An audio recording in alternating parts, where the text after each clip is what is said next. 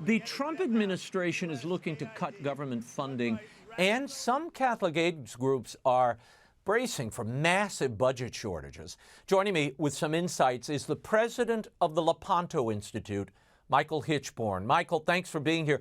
For nearly 2 decades, you have been tracking how much money the U.S. government doles out to these Catholic organizations to carry out their intended missions. This week we hear that due to USAID spending cuts by the new Department of Government Efficiency, Catholic Relief Services is in the crosshairs. They are apparently laying off staff, cutting programs to prepare for up to a 50% cut to their grant this year alone. It's based in Baltimore, CRS is, and it's one of the, if not the top recipient of government funds from USAID. They have $1.5 billion in their annual budget. What do you make of the new administration's efforts here, and are they justified vis-a-vis Catholic Relief Services? Well, I would start with the fact that Catholic Relief Services as an organization shouldn't be receiving federal funds anyway, simply because USAID was created primarily as a population control organization.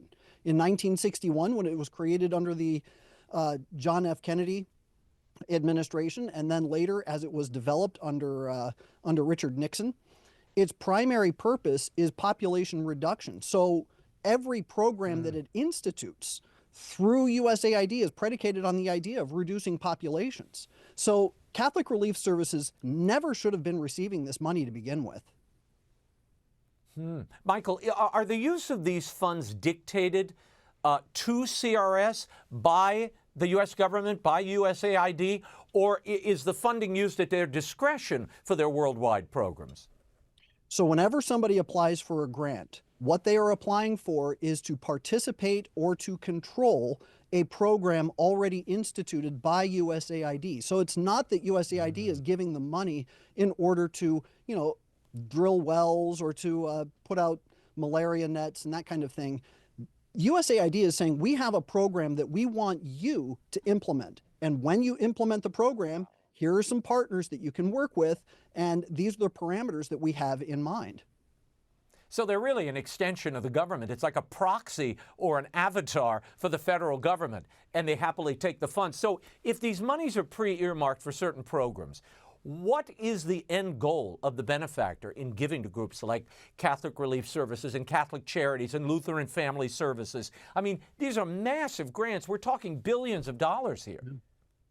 Well, it's hard to determine what the end goal of individuals with regard to these agencies is, but I will tell you that USAID, in implementing these global structures, is creating a new form of global governance that's it's a supranational entity. So what they're trying to do is create these supply chains that go beyond governance, that go beyond governments, so that they can create an infrastructure that is globally reliant. And it's a huge problem. But when you start digging into it, and they look to the United Nations for guidelines on how to implement these things, you start to wonder, is this something that is in U.S. interests and in the actual interests of these foreign countries, or is it in the interest of the United Nations and a new form of global governance? And I think the answer is the latter. One wonders what the overhead of these organizations is. I mean, the executive salaries, operating costs, with numbers ranging from about $200,000 to $500,000 per year. In Pope Benedict XVI's apostolic letter on the service of charity, he writes the following: in a particular way, the bishop is to see that the management of initiatives dependent on him offers a testimony of Christian simplicity of life. To this end, he will ensure that salaries and operational expenses, while respecting the demands of justice and a necessary level of professionalism, are in due proportion to analogous expenses of his diocesan curia. First of all, what does that mean? Translate that, Michael, and have these bureaucracies become too bloated? Well, I think the simplest terms for the first part of that is nobody should be getting wealthy on the idea of helping the poor. That doing charity for a job, it's one thing to have a job where you are helping people and it's, you're helping people. But to get wealthy on that idea, I think is it's grotesque, and I think that that's exactly what Pope Benedict was aiming for. Well, it was. Are these bureaucracies becoming too bloated? You know, and have they gotten out of control? And it's obvious they have. I mean, they've grown in so many ways, and now they're unaccountable to anybody, including the people who are funding them from the pews. Last week, we talked to Miami Archbishop Thomas Wensky about Vice President Vance's criticisms of the USCCB, which takes in millions of dollars in government aid for its migration and resettlement programs. Here's what he said. The Vice President was a bit off the mark with alleging that we've gotten $100 million to resettle illegal aliens. First of all, we've gotten we participated since the end of World War II with the U.S. government in helping to resettle refugees, and refugees by definition are not illegal aliens. It's not government money that we're receiving; it's our money, because the government doesn't have any money. It's taxpayer money, and we're taxpayers as Catholics in this country. Michael, your reaction, and in the years you've been tracking the dollars in federal grants going to Catholic NGOs like the USCCB and their refugee and migration services, what kind of numbers are you seeing, especially concerning the resettlement of immigrants? Well, as I was going through the government grants going to the various Catholic charities entities throughout the country, I'm seeing hundreds of millions, if not billions of dollars in government grants going to these entities. And I'll just give you a few.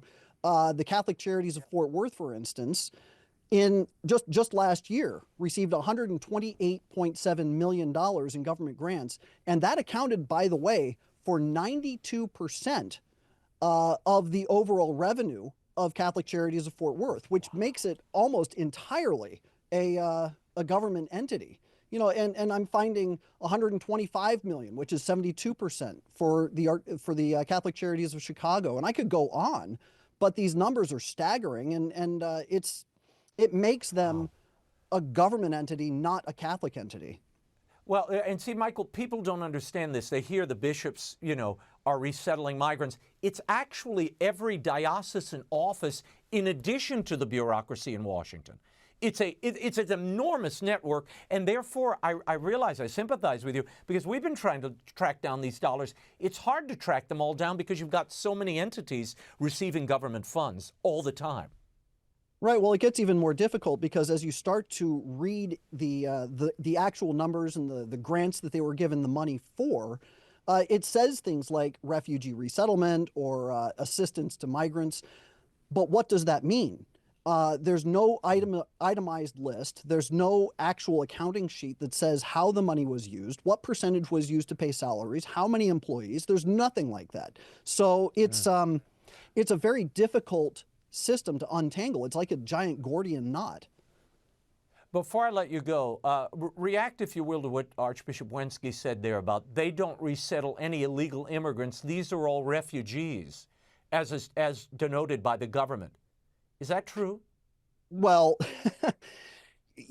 when you have a Biden regime that had no interest in actually vetting anybody, and they were just basically allowing people to waltz across the border without any kind of guidelines, you have 10-year-olds walking across the border unaccompanied without anybody there. There are no papers. There's no way of figuring out who this person is. All they're holding is a little index card that says, here's my phone number of somebody to reach out to. There's no way to verify that that person is a relative. So are they actually resettling refugees? Are they actually resettling people that are documented? And I don't think the answer is yes.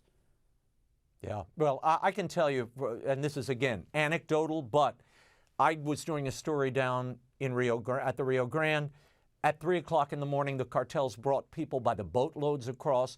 Border Patrol checked them in, essentially, put them on the bus. The next day, I was downtown in a Texas town. There's a huge Catholic Charities there. They brought the very same people because they were wearing the same clothes. I recognized them. They brought them into the line. They went into Catholic Charities. They came out with manila envelopes and airfare tickets.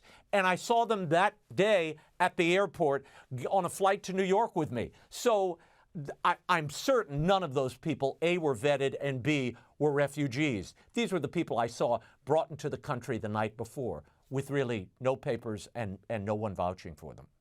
I'll give you the last word. On top of that, I would like to address something that Archbishop Wensky said about this being our money, that, it's taxpayer money. We're all taxpayers, therefore it's our money. Well, it's my money too. And by the way, you're double dipping. You're collecting in the pews, but you're also collecting tax money, and there's no accountability. There's no way for us to vet this. There's no way for us to go through the accounting sheets and to make sure that the money is properly used. And you're simply asking us, to trust you. And I don't think that that's fair.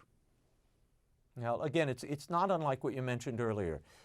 These are organizations that, well-intentioned perhaps initially, but have become kind of avatars for the government to do different functions that they're not accountable for.